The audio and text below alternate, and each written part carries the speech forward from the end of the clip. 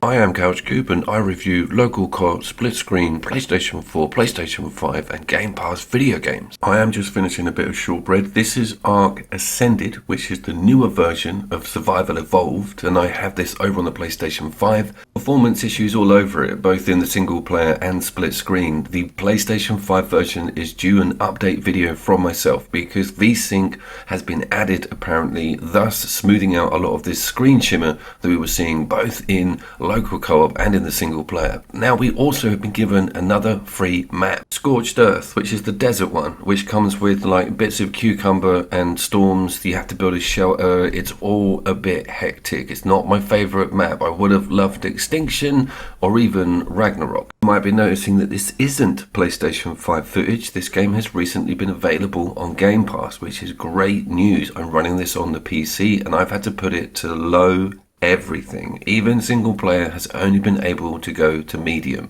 I'm running a 1660 GTX R, but this is a very thirsty game due to its Unreal 5 engine. Frame rate number didn't capture, but it sat at around 25 to 30 frames, and I didn't see too much stutter when going into the options on the other screen. I wanted to make this video just to test the PC split screen full stop. Actually get the second player in, you go into join map, your own, and you go into single player. You don't have to go to that non-dedicated, and then they just have to push options on their pad once you are in the game. I'll just repeat that again.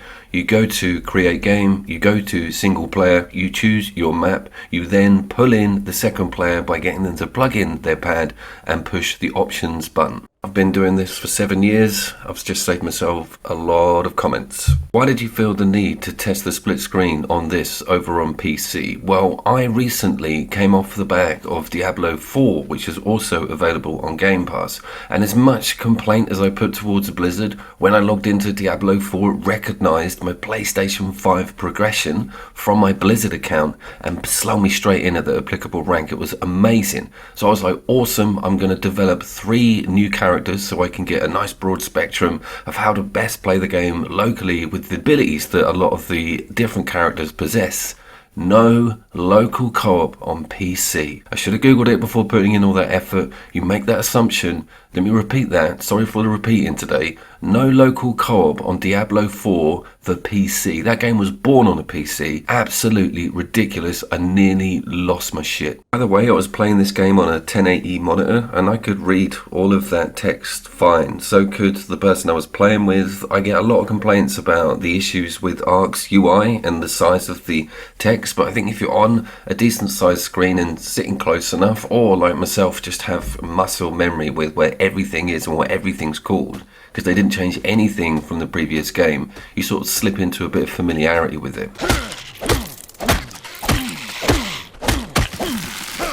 It gets worse, right? You've got Halo the Anniversary Edition on Game Pass, which comes with every decent Halo, including Halo 3, including Reach, ODST, Fireteam, all of the amazing modes and material that we loved that gave us the best split screen memories on Earth. Not split screen or local co-op on PC at any stage at all. I thought maybe just the campaign. Nothing. That's 120 gigabyte. Thank God I didn't live at that previous address. That would have been a 3.5 day download. You also might be noticing that it was an absolute nightmare to find each other. On console versions of this game, on the local single player, the second player has a tag and so does the first, so that you can always see each other. It's a big yellow gamer tag that goes right across the screen. It's very difficult to miss. It's a bit immersion destroying, if anything. With this, there's nothing. We had to look out for some movement. I'm sure that can be toggled off in the options, but it defaults to off. I mean, it was workable, but something else also occurred. I wasn't aware or given any warning of a tethering limit. What I'm talking about is Ark locally normally introduces a limit to how far you can wander away from each other, meaning you're both hemmed into this spherical limit the whole time, and it can just become a nightmare, particularly in combat. If another player's running away, they will corner you and drag you across the map. It's just not very workable. Did not see it on the PC version. Can I get some comments on that, please?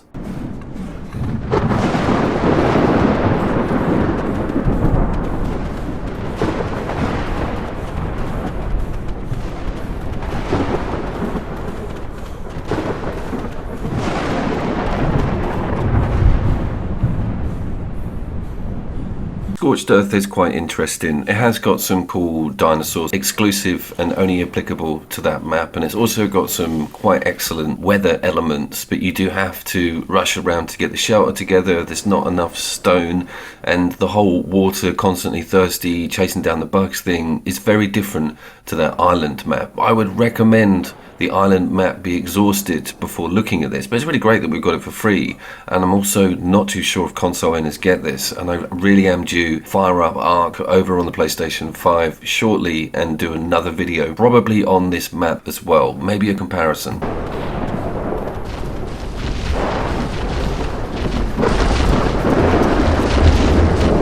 We were getting a repeated glitch with the controls. When a player goes into their submenu, let's say to craft or to eat something, the attack button, the right trigger, was acting like it was being pressed, and you would actually be punching or swinging the whole time whilst in that menu. This happened when a damn great dinosaur was in front of me, and I punched in the face and just caused all manner of panic to ensue. It isn't ideal, and I'm not overly happy with this PC port of Ark Ascended.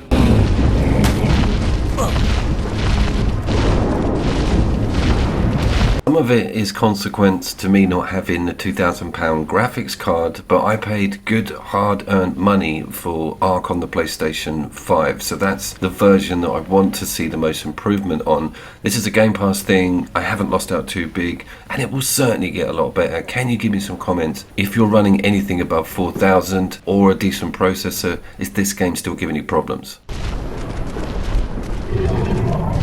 I will link the PlayStation 5 split screen island review of the game in the comments. I strongly suggest you have a look at that if you own that system, and I will also do another single player review on the Scorched Earth island. We do have the 11th of April massive Helldivers 2 new equipment update coming in, so I'm looking forward to covering that also. I will see you down there.